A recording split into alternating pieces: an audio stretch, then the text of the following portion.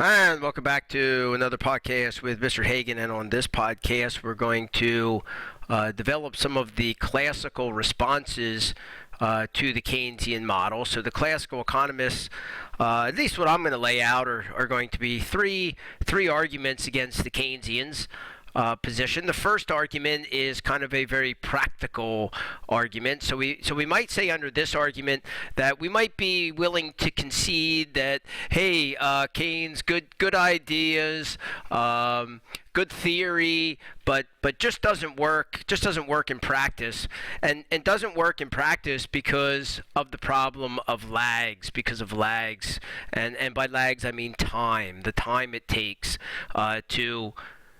to deal with, to have government policy deal with various different economic events. So let's say, for example, that the economy falls into recession.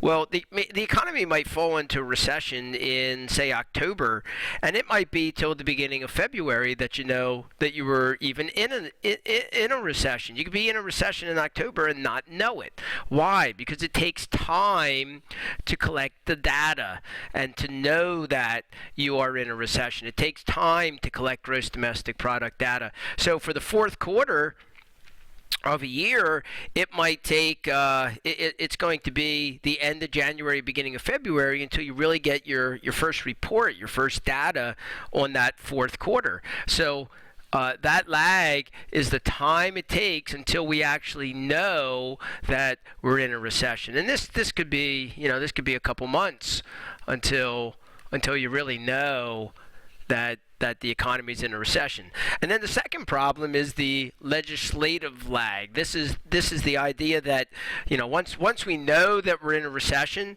and we want to, pass some kind of stimulus package, increase government spending, cut taxes, that doesn't happen overnight. That takes time to happen.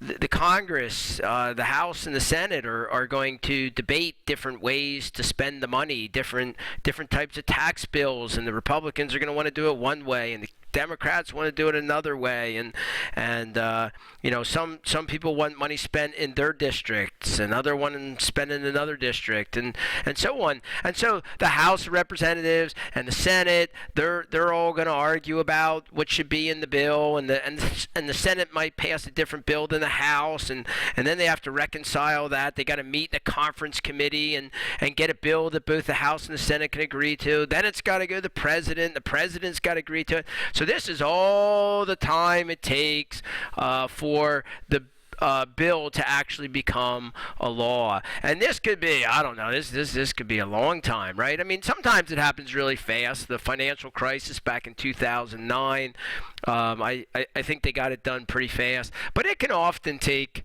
a long time for this to happen. And then finally, there's the effectiveness lag. That is to say, once you actually know you're in a recession, and once you get a law passed to start spending money, it takes time for that money to start working its way through the economy.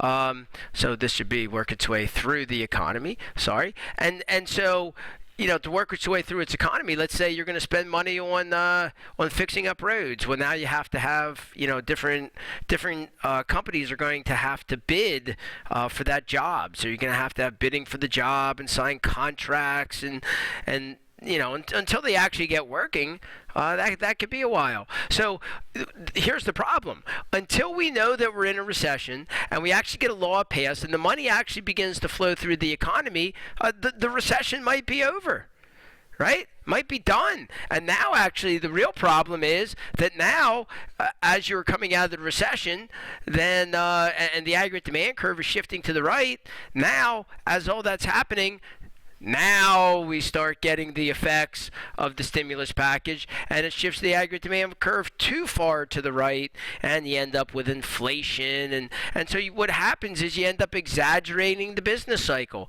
So the business cycle, here's the gross domestic product on the vertical axis, and time on the horizontal axis, and we did this before in a previous video, the business cycle is kind of these ups and downs over time.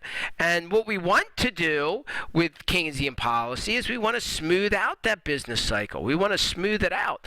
But it turns out that what might really happen is because of these lags, we may get the expansionary fiscal policy happening at the exact time that the economy is growing, making the exaggerating that peak. And then it may be at the exact time that we are engaging in contractionary fiscal policy is when the economy is in a trough, and now we're exaggerating the depth of that recession. And so it may turn out that the ups and downs in the business cycle are even worse as a result of the fiscal policy. So it may be that Keynes had a great idea, but it just doesn't work in practice because of these lags. Now, there are ways to deal with these lags. So we could say if Keynes had a good idea, then what really we need to do is we need to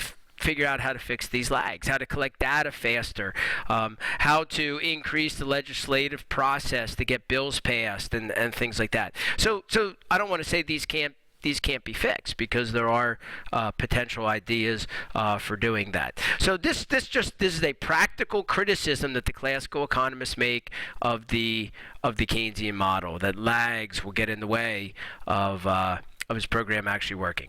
All right, this has been Mr. Hagan on another podcast. On a future podcast, we'll take a look at some of the other criticisms of the Keynesian model. Thanks for joining me, and see you on the next podcast.